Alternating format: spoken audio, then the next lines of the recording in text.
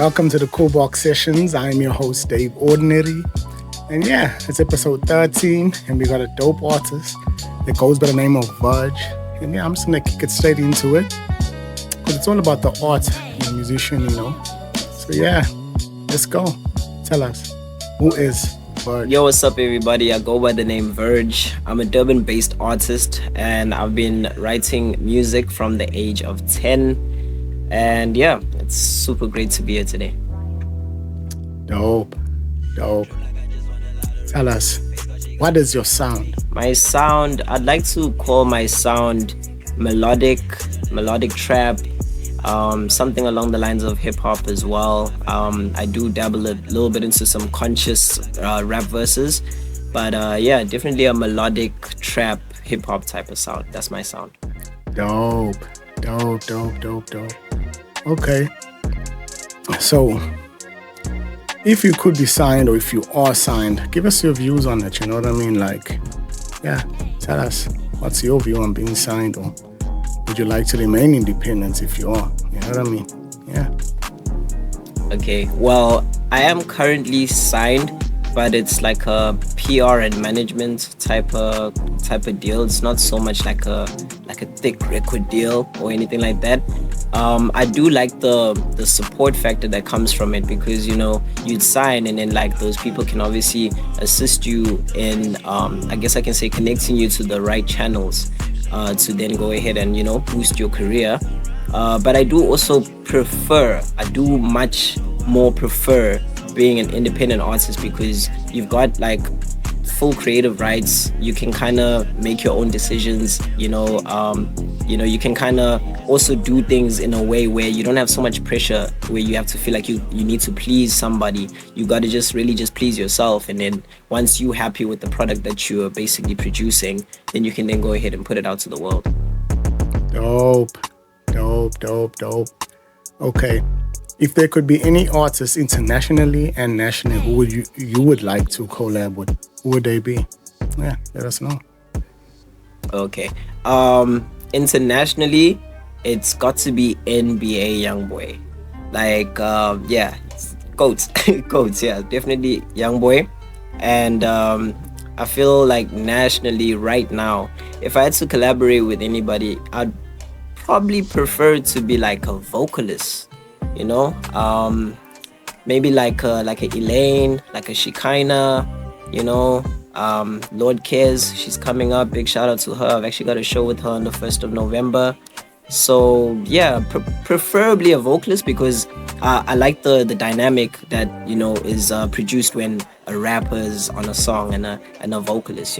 But if I had to choose any maybe of the male rappers that are currently doing the things this side, it would be Nasty Seed, would be Blackie. I definitely work with Kylie Nash, she's fire. And yeah, also Smamane, and as well as Okay Malum Kulkati. There's a lot this side actually, but yeah, also major shout out to Tony Diamane. Definitely would work with him too. So yeah, those are the local shot. Dope. Okay, so tell us, who at the moment internationally in 2025 and nationally is inspiring your pen game? Who's making you want to make better songs, become a better artist, sharpen your skill? Yeah, let us know. I get you, bro. Okay, so for me right now, definitely your Nasty C's. I would have said your Ricky Ricks, man. RFP to Ricky. But definitely Nasty C, Ricky Rick, aka man, the music that he makes is just phenomenal. Even the sampling and stuff like that, like yeah, he's just been such a huge contribution to South African music as a whole. So yeah, you could definitely say Nasty C, Ricky Rick, and aka. Those are the few people that I really gain some sort of inspiration from and stuff, especially with my writing and stuff like that too. Internationally, I won't lie, like I listen to quite a lot of different stuff. Sometimes it really just depends on what I'm feeling. Like sometimes I'd be listening to like Drake. I'd be listening to Drake and stuff like that, and then there's always those like rumors about the Ghost Riders and stuff like that. I've been bumping Kendrick Lamar as well quite a bit. I'm not like biased, picking sides and stuff like that. Um, I just appreciate artistry, and I appreciate really good lyrics, good delivery, and stuff like that. So I feel like Drake, definitely K Dot, and I'm just trying to think like who else right now, bro. It can't really come to me internationally right now, but I'll be honest, I've just been in my own kind of bag for the most, just really trying to perfect my own craft. So I listen in on the music that's out there as well, obviously to gain inspiration and see what somebody else did, to see how I can take myself to a better space. But a lot of the times I'm bumping beats and just kind of listening to my own music too. Yeah. Dope, dope. Okay, so tell us, if you are in a relationship, and being in a relationship, is there positives, negatives? Yeah, let us know how it is as an artist, in a relationship. Oh, your views on it, basically. Yeah. Right. I mean, I've been in like three or two like really serious relationships whilst being an artist. And it's not easy. It's not the easiest thing, man. It looks, sometimes it looks like it can be easy, but it's a really, it all comes down to like this understanding factor. Like, can y'all understand each other? Like, can she understand the fact that you're trying to push this music dream, which to many people almost seems impossible? And sometimes even to yourself as an artist, you cave in and you're like, yo, can I actually even pull this off?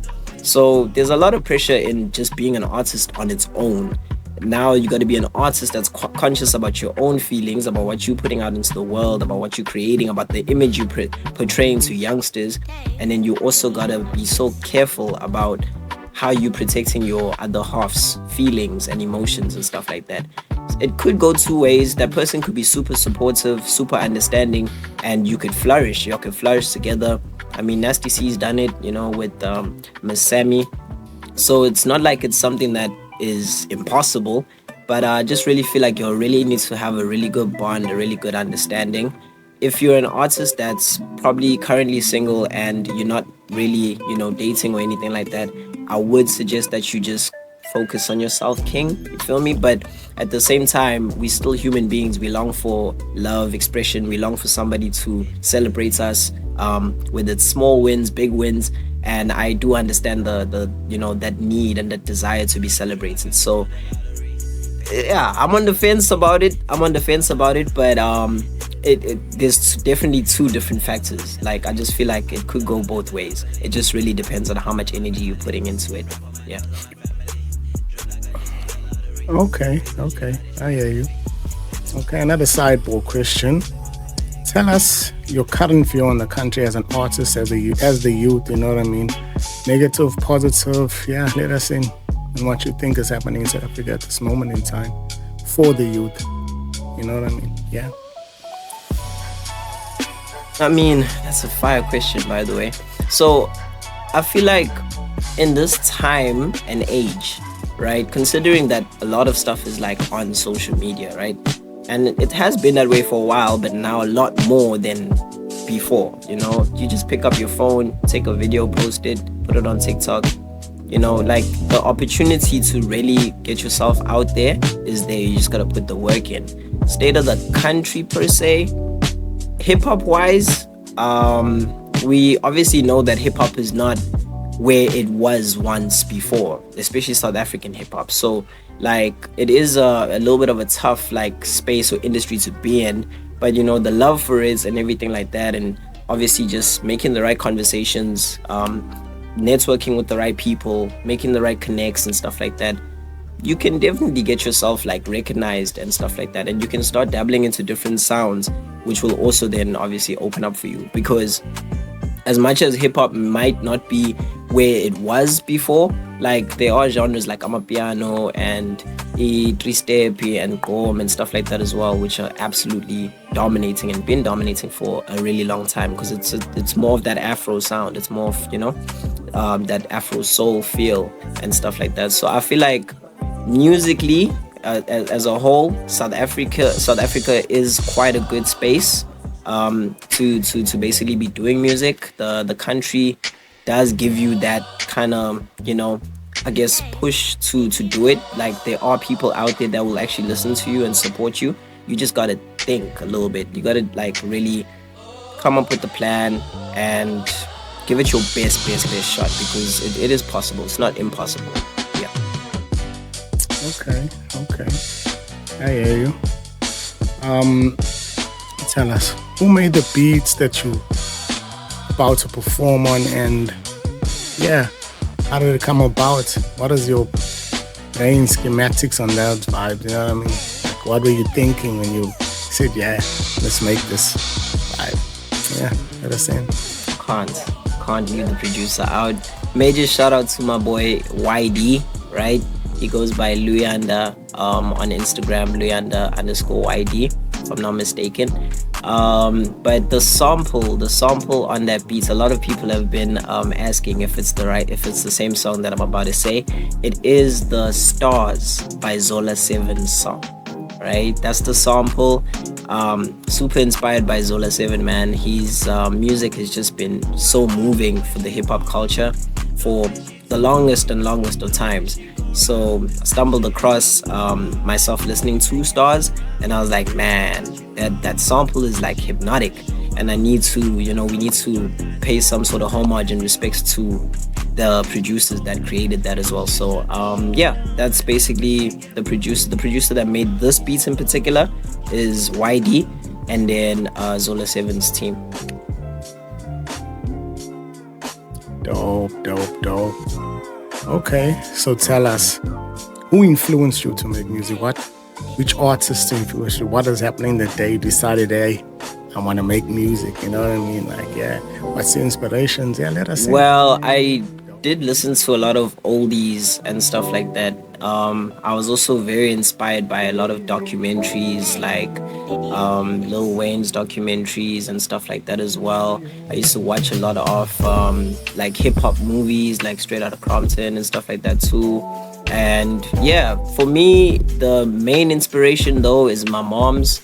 So we kind of like, had a really tough upbringing and everything like that, and I basically used poetry, right? I used to write poetry at the age of 10 as a coping mechanism, just to get over, I guess, the hard times, and not to dabble into things like, substance abuse and anything else that maybe some of the other kids might have been doing to deal with their issues. But for me, poetry, I used to always write poetry about my mom and how strong of a woman she is and stuff like that.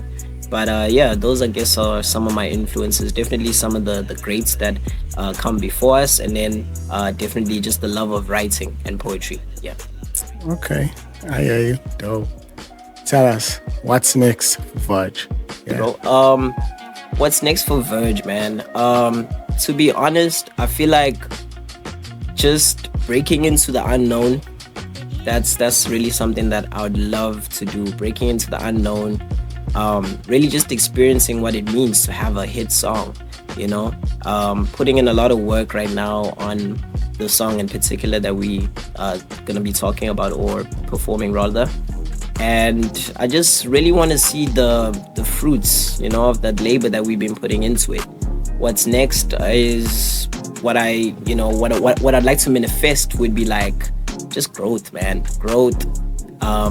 More features. I really want to work with more local artists, whether they still like coming up or even established. I really want to work with more artists, and yeah, just really want to take back control of being an artist. Like, I just want to be the best artist that I can potentially be, and I want to see that play out, because been putting in the work, been in rooms with a lot of important people, been networking enough, getting the opportunities to get bookings as well, getting on stage quite a bit too, and I'm super grateful for all of these opportunities. I'm just waiting for that one thing that's just gonna be like, so yeah, 2025 has been an amazing year for me, and I'm so grateful for all the opportunities.